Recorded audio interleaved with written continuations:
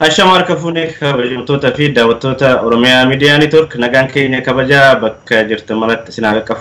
Kan daawwachaa jirtan qophii addaa haala yeroo irratti xiyyeeffachuudhaan ibsa waldaaleen Oromoo ibsa baasan qabannee dhiyaannee jirra. Maarree daawwattoota keenya haala yeroo irratti kan keessummeessu Tasfaayee Aminati.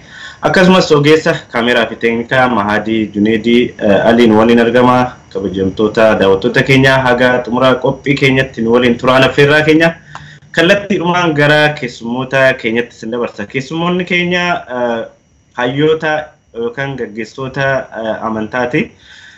Akkuma beekamu haala yeroo keessattuu Oromiyaan wal qabate keessumaa immoo gara lixa Oromiyaa akkasumas baha Oromiyaa Gujii fi Booran akkasumas lixa Oromiyaa gaafa jennu guutumaan guututti naannoo Wallaggaa keessatti haala uummanni keenya keessa jiru wal qabatee waldaaleen Oromoo kan akka gamtaatti kan Ameerikaa, Awurooppaa fi biyyoota garaagaraa jiran wal ga'uudhaan ibsa ijjannoo baasanii jiru. Akkasumas xalayaa muummicha ministeeraatti barreessanii jiru. Dhimma kanarratti maarree hayyoota amantaa kana waliin marii bal'aa kan taasifnu ta'a. Ammas irra deebi'ee haga xumura qophii keenyatti nu hordofaa. Kallattiidhumaan gara keessummoota keenyatti sin dabarsa. Waamicha keenya dhageessanii yeroo keessan nu kennitanii waan nu argamtaniif maqaa daawwattoota Oromiyaa Miidiyaa Neetworkiitiin guddifnee isin galateeffannaa baga nagaan dhuftan jenna. Baga nagaan nu eddaan galatoomaa isinis.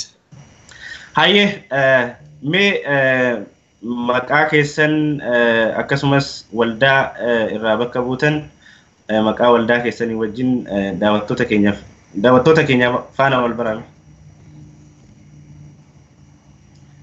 Egaa hangafti kan ta'e beeku akka aadaa Oromootti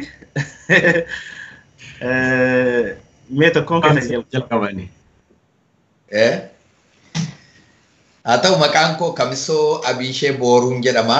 Luba waldaa Oromoo Hiwustanii akkasuma immoo geggeessaa waldaa warra Wangeelaa tokkummaa waldoota Oromoo warra Wangeelaa Noorz Ameerikaa kana Kanaadaa, Awustiraaliyaa, Afrikaa keessas kan jiranii geggeessaa waldoota sanaati jechaadha.